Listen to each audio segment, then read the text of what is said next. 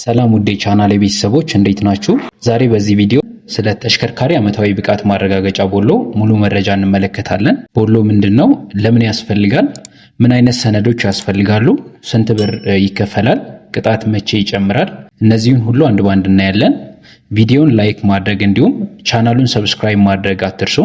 ቦሎ ማለት አንድ ተሽከርካሪ በመንገድ ላይ ለመንቀሳቀስ የቴክኒክ ብቃትና ደህንነት እንዳለው የሚያረጋግጥ የዓመታዊ ፍቃድ ምልክት ነው። ይህ ተለጣፊ ምልክት ለአንድ ዓመት ብቻ ይሰራል። ከዚያ በኋላ መታደስ አለበት ማለት ነው።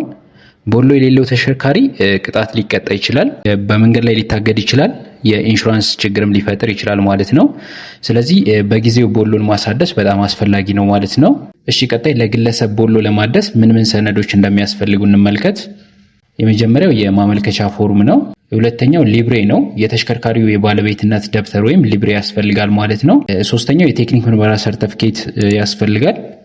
ይህም ማለት የምርመራ ሰርተፊኬት የቆይታ ጊዜው ተሽከርካሪው ከተመረመረበት ቀን ጀምሮ ቦሎ ለመውሰድ ለኢቲ ሰሌዳ 30 ቀን፣ ለሌሎች ክልል ወይም ከተማ መስተዳድሮች ደግሞ 20 ቀን ያላለፈው መሆን አለበት ማለት ነው። አራተኛው የተሽከርካሪውን ሰሌዳ በግልጽ የሚያሳይ ፎቶ ፕሪንት አውት ያስፈልጋል። አምስተኛ ንግድ ፍቃድ ወይም ግብር ክሊራንስ ያስፈልጋል። ለኮድ 1 እና ለኮድ 3 ተሽከርካሪዎች የታደሰ ንግድ ፍቃድ ወይም የግብር ክሊራንስ ያስፈልጋል ማለት ነው። ስድስተኛ ሶስተኛ ወገን ኢንሹራንስ ያስፈልጋል። ጊዜው ያላለፈበት የሶስተኛ ወገን ኢንሹራንስ መኖር አለበት ማለት ነው። ሰባተኛ የመንገድ ፈንድ ሰርቲፊኬት ያስፈልጋል። ይህም ማለት የመንገድ ፈንድ ክፍያ መከፈሉን የሚያረጋግጥ ሰነድ ማለት ነው። ስምንተኛ የታደሰ የቀበሌ መታወቂያ ወይም መንጃ ፍቃድ ወይም ፓስፖርት ያስፈልጋል።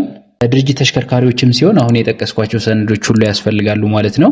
ከዛ በተጨማሪ ደግሞ የድርጅት የታደሰ የንግድ ፍቃድ ወይም የግብር ክሊራንስ መኖር አለበት ማለት ነው። ሌላው ባለቤቱ በራሱ መሄድ ካልቻለ ህጋዊ ወኪሉ አገልግሎቱን ሊያገኝ ይችላል ማለት ነው። ነገር ግን ህጋዊ ውክልና፣ መታወቂያ፣ መንጃ ፍቃድ ወይም ፓስፖርት ማቅረብ አለበት ማለት ነው። የተወከለው ከድርጅት ከሆነ ደግሞ የድርጅቱ የውክልና ደብዳቤ እንዲሁም የድርጅት መታወቂያ ያስፈልጋል ማለት ነው። ክፍያውን በተመለከተ መደበኛ ክፍያ ከኢቲ ሰሌዳ ውጪ እንደ ተሽከርካሪው ደረጃ ከ700 ብር እስከ 2500 ብር ይከፈላል ማለት ነው። የቅጣት ክፍያን በተመለከተ የማደሻ ቀኑ ካለፈ በኋላ በየ15 ቀኑ 100 ብር ቅጣት ይጨምራል ማለት ነው። ስለዚህ በጊዜው ማደስ በጣም አስፈላጊ ነው ማለት ነው። እንግዲህ እስካሁን የዘረዘርኳቸው ሁሉም ነገር ከተሟላ በኋላ ቦሎ ይሰጠናል ማለት ነው። ይህን አገልግሎት ለማግኘት 15 ደቂቃ ብቻ ነው የሚፈጀው። ሌላው ቦሎ ለማደስ ሲሄዱ ሁሉንም ሰነዶች አስቀድመው ያዘጋጁ። ኢንሹራንሱ ጊዜ ያላለፈ መሆኑን ያረጋግጡ። የቴክኒክ ምርመራ በጊዜ ያድርጉ። እንዲሁም ቅጣት እንዳይጨምር ቀኑን ይጠብቁ። እሺ ቤተሰቦች ለዛሬ ያዘጋጀሁት መረጃ ይህን ይመስላል። ቪዲዮውን ጠቃሚ ሆኖ ካገኛችሁት ላይክ፣ ሼር እንዲሁም ሰብስክራይብ ማድረግ አትርሱ።